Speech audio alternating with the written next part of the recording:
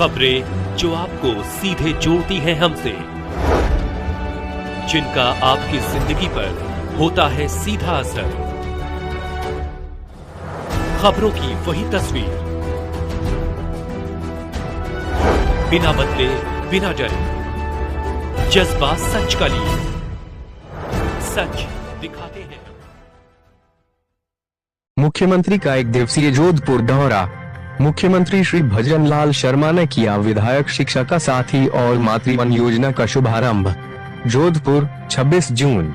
मुख्यमंत्री श्री भजन लाल शर्मा ने गुरुवार को जोधपुर के मारवाड़ इंटरनेशनल सेंटर में विधायक शिक्षा का साथी और मातृवन योजना का शुभारंभ किया। इन योजनाओं का नवाचार जोधपुर शहर विधायक श्री अतुल भंसाली द्वारा किया गया है। मुख्यमंत्री द्वारा प्रारंभ की गई विधायक शिक्षा का साथी योजना के माध्यम से जोधपुर शहर के राजकीय विद्यालयों में सर्वश्रेष्ठ शिक्षा के अवसर उपलब्ध होंगे। इसके अंतर्गत चयनित उच्च माध्यमिक विद्यालयों में सर्वश्रेष्ठ भवन, श्रेष्ठतम भौतिक संसाधन, प्रायोगिक शिक्षण प्रशिक्षण उपलब्ध करवाने के साथ ही छात्रों का व्यक्तित्व विकास कर इन्हें निजी क्षेत्र के विद्यालयों से भी अधिक श्रेष्ठ बनाया जाएगा। वहीं श्री शर्मा द्वारा प्रारंभ की गई मातृवन योजना, एक पेड़ मां के नाम एवं हरियालो राजस्थान के अंतर्गत जोधपुर के वन क्षेत्र में 5 लाख पौधे लगाए जाएंगे। उल्लेखनीय है कि राज्य सरकार राजकीय विद्यालयों में गुणवत्तापूर्ण शिक्षा उपलब्ध कराने के लिए प्रतिबद्धता के साथ कार्य कर रही है। वहीं यशस्वी प्रधानमंत्री श्री नरेंद्र मोदी के एक पेड़ मां के नाम अभियान से प्रेरणा लेकर हरियालो राजस्थान अभियान के अंतर्गत इस वर्ष 10 करोड़ पौधों का रोपण करने का लक्ष्य निर्धारित किया है। इस दौरान संसदीय कार्य मंत्री श्री जोगाराम पटेल, पशुपालन एवं डेयरी मंत्री श्री जोराराम कुमावत, उद्योग राज्य मंत्री श्री के बिश्नोई, सरकारी मुख्य सचेतक श्री जोगेश्वर गर्ग, राज्यसभा सांसद श्री राजेंद्र गहलोत, विधायक श्री बाबू सिंह राठौड़, श्री अतुल भंसाली, श्री देवेंद्र जोशी, श्री अर्जुन लाल गर्ग, श्री भैराराम सियोल सहित अन्य जनप्रतिनिधि एवं बड़ी संख्या में आम जन मौजूद रहे। उनको भी जेलों में डाल दिया, उनकी प्रेस पर भी अंकुश लगा दिया, आम जन जो भी बोलता था उस पर भी अंकुश लगाने का काम किया। सेंसरशिप लगा दी गई थी, पत्रकारों को जेल में डाल दिया गया था। मीसा DIR जैसे काले कानून के जरिए 1 लाख से अधिक नागरिकों को बिना किसी मुकदमे के जेलों में ठूस दिया। इसमें जयप्रकाश नारायण, अटल बिहारी वाजपेयी, लाल कृष्ण आडवाणी, मुरली मनोहर जोशी, राजनाथ सिंह जी जैसे तमाम हमारे नेता थे जिनको जेल में डाल दिया गया था। यही नहीं, विरोधियों को जेल में मानसिक शारीरिक यातना भी दी गई थी। ये तो ये बता सकते किस तरह की इनसे व्यवहार किया गया, सिर्फ एक भारत मां का नारा देने के ऊपर। उन्होंने कौन सा ऐसा जुर्म किया था जो उनके अंदर इस तरह की आपने यातना देने की काम सरकार ने किया था। यातना ये भी, किसी को दवा की जरूरत होती थी तो दवा भी उनको नहीं मिलती थी। भोजन भी कहने लगे 1 टाइम करिए। क्या स्थिति हुई होगी।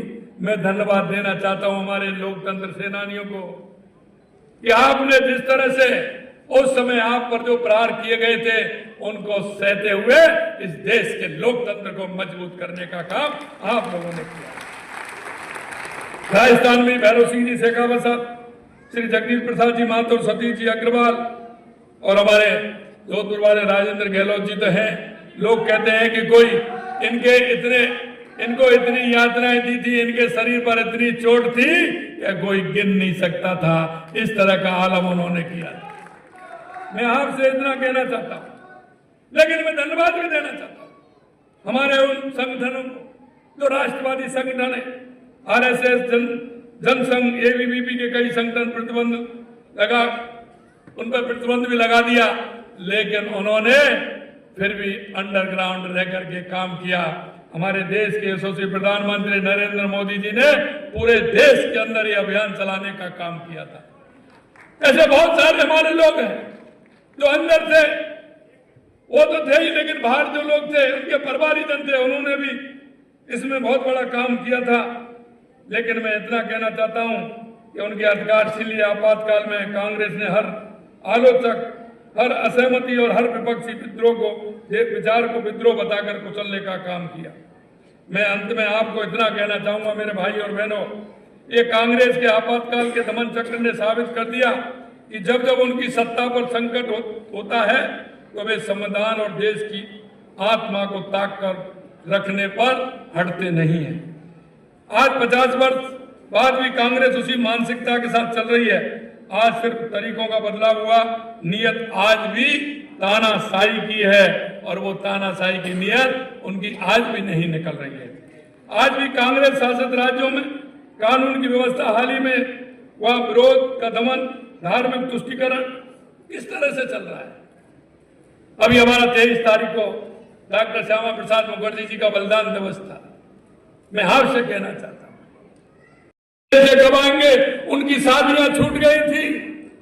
अरे ये कोई भूलने वाला विषय है क्या? ये कोई भूलने वाला विषय है क्या?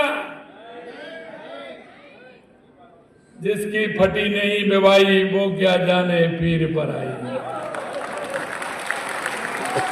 गहलोत साहब, जब पता लगता आपका, जब कोई परिवार में से बंद होता और कोई इस तरह की घटना हो जाती, आपको ये साधारण लगता है?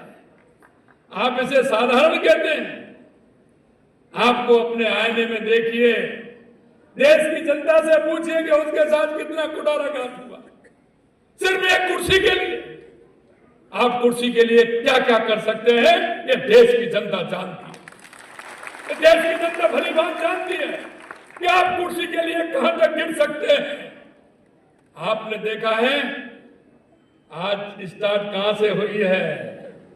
स्टार्ट इस देश के बंटवारे से हुआ। महात्मा गांधी जी ने कहा था कि देश का बंटवारा नहीं होना चाहिए। अगर सरदार पटेल देश के प्रधानमंत्री होते तो इस देश का बंटवारा नहीं होता। देश का बंटवारा सिर्फ इस बात पर हुआ था क्योंकि वो प्रधानमंत्री बनना चाहते थे, इसीलिए देश का बंटवारा हुआ। इमरजेंसी इसलिए लगाई की थी कि कोर्ट ने उनके खिलाफ, न्यायालय ने ये आदेश दे दिया था कि वो 6 साल तक चुनाव नहीं लड़ सकती। उनका चुनाव कोर्ट ने निरस्त कर दिया। सिर्फ यही तो था। और बताएं क्या था? आपने सिर्फ राजनीति के लिए और कुर्सी के लिए इस देश को बर्बाद करने का काम हमेशा से किया है। और ये देश की जनता धीरे धीरे आपको जवाब दे रही है और आपका को जवाब मिल भी रहा है। क्या बात करते हैं आप ये कहते हैं ये जनता भूलने वाली नहीं है, जनता भूलने वाली नहीं है। आपने इस देश के कितने प्रदेशों में चुनी हुई सरकारों को बर्खास्त करने का काम किया, जरा एक बार गिनती तो देख ले। क्या आपने कभी सोचा कि देश में चुनी हुई सरकारों को हमने कितनी को बर्खास्त करने का काम किया? 300। अगर किसी लोकतंत्र सेनानी भाई का अगर जेल में बंद है, उसकी माताजी का देहावसान हो गया, उनके पिताजी का देहावसान हो गया, या उनके किसी बुजुर्ग का, बाबा का या दादाजी का हो गया, आपने उनको छुट्टी तक नहीं दी कि वो उनका दाह संस्कार करके भी आ जाए, दाह संस्कार करके भी आ जाए। क्या ये बात भूलने वाली है? क्या ये उनके बेटे को पता नहीं होगा? आने वाले उसके नाती को पता नहीं होगा? उसकी पीढ़ी को पता नहीं होगा? कांग्रेस के लोग कहते हैं कि ये भूलने वाली बात है। अरे पाप कभी भूला नहीं जाता है। जिस तरह का काम आपने लोकतंत्र को समाप्त करने का किया, लोकतंत्र का गला घोटने का काम किया, उन लोगों को जो भारत मां का नारा देते थे, राष्ट्रवादी लोग थे, उनको आपने जेलों में ठूस दिया। उनके परिवार की चिंता नहीं की। लेकिन मैं धन्यवाद देना चाहता हूं हमारे उन संघ के सभी कार्यकर्ताओं को, हमारे आरएसएस के सभी कार्यकर्ता, हमारे जनसंघ के कार्यकर्ताओं को। वो ऐसे कार्यकर्ता भी थे जिन्होंने उन परिवारों का ध्यान रखने का भी काम किया था। ऐसे बहुत से लोग थे, पिताजी जेल में चले गए, लेकिन बेटे का दायित्व बन गया कि मेरे पिताजी तो जेल में हैं, मैं क्या करूं। वो डेली सूचना देते थे और जो हमारे सेनानी बंद थे उनके घर की चिंता भी करते थे, लेकिन वो चिंता करते थे। लेकिन आपने देखा ऐसे कितने परिवार थे जिनके बच्चे क्लासों में पढ़ते थे, उनकी पढ़ाई छूट गई। जिन बहनों की शादी होने वाली थी वो शादी की बात करके गए थे, उनकी शादी छूट गई। जिन बच्चों